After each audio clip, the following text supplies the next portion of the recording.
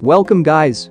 This video is all about the AKM, and I will tell you everything that I know and learned from my experience, which might help you. Why should you use this weapon? Because the AKM is one of the most powerful weapons in close combat fights, which is why you need to learn how to use this weapon. So in this video, we will be going over these topics. The stats of the weapon and recoil pattern of AKM to see how bad the recoil will be when we compare it against its competitors, and how should you use this weapon properly at its best performance, and also when should you use this weapon, and lastly few tips about the AKM. So why the AKM is still one of the powerful weapons in PUBG Mobile, even though there are few weapons like Uzi, Vector, M762 etc. that can outperform AKM easily. The main reason is AKM's damage. Everyone knows it has the highest damage in any assault rifles, which is approximately 48. It can achieve that high damages because it uses 7.62 ammunition, which is basically sniper ammunition. So when you hit a headshot, you will deal 2.3 times more damage than usual. So now you can easily one-shot kill enemy when the opponent isn't wearing any helmets. If you are using AKM, always go for the head, because AKM deals really high damage to the head. It just takes 2 shots to the head, including a level 3 helmet, just 2 shots, your enemy will be dead. Anyway, moving on to the damage per second, the maximum DPS you can achieve with AKM is 470, which is kinda good, because most of the other weapons will have slightly lower DPS. And the next thing is bullet velocity. If you ever notice that when using AKM to shoot at a moving vehicle, most of your bullets won't hit the vehicle due to slightly lower bullet velocity. AKM's bullets will travel 200 meters per second slower than 5.56 assault rifles like M4 and SCAR-L. This won't be an issue if your target is under 100 meters, but if it's further away, it will be really difficult to shoot at a moving target due to the slow bullet speed and extremely high recoil.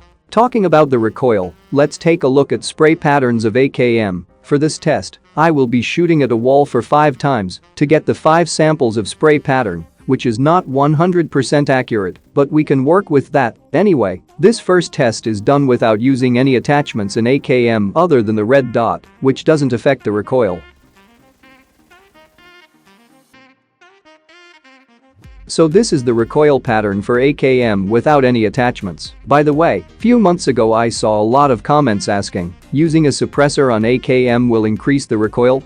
I did another same test with a suppressor equipped. It doesn't do anything with recoil stays the same. But you might be thinking, why the suppressor one has a bit more horizontal recoil? The horizontal recoil is totally random. Sometimes you get lucky by having less horizontal spread, and sometimes you get unlucky. So it's totally random.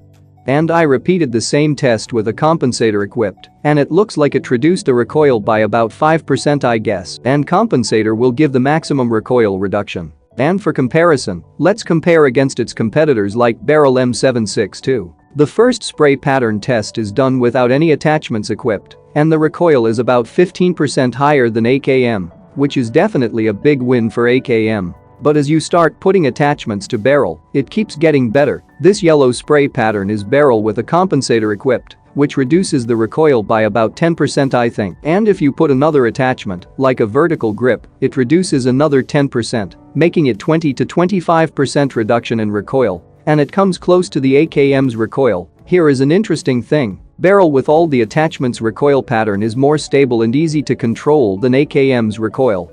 I recently put a poll asking which gun do you use, AKM or barrel. Most of you picked barrel due to this reason. Barrel is more stable and a little bit easier to use, only when using all the right attachments. But in case of no attachments, AKM always wins. Just for fun, I also added Groza's recoil to compare. Surprisingly, the Groza beats both barrel and AKM by a really big difference. And the crazy thing is that Groza doesn't require any attachments for recoil reduction. So if you ever find a Groza and you're using AKM or barrel, just pick up the Groza.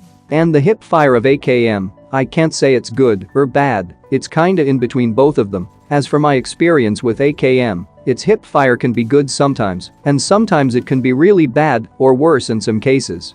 So it's not bad nor good, it just falls under the normal category, but it totally depends on how you use this weapon.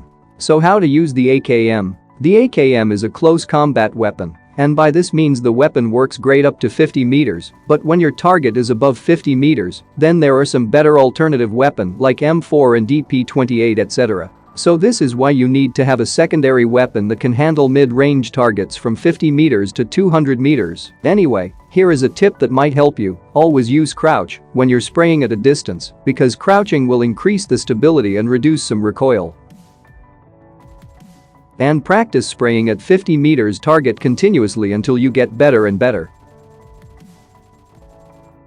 And most importantly, when your opponent is over 50 meters, don't spray the full round, because it's really hard to control, so that's why you need to learn how to burst fire, shoot up to 3 to 5 bullets, and wait 1 second or 1 second gap, and shoot again for up to 3 to 5 bullets. In this way, it's easier.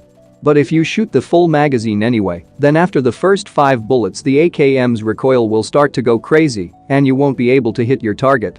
And AKM is the best weapon in early games, especially when you just landed and you found AKM. You must be lucky, because it does incredible damage to non-armored targets. Anyway, that's all I got for this video. I hope you learned something new. If you did, hit the like button and subscribe for more upcoming content like these. See you guys in the next video.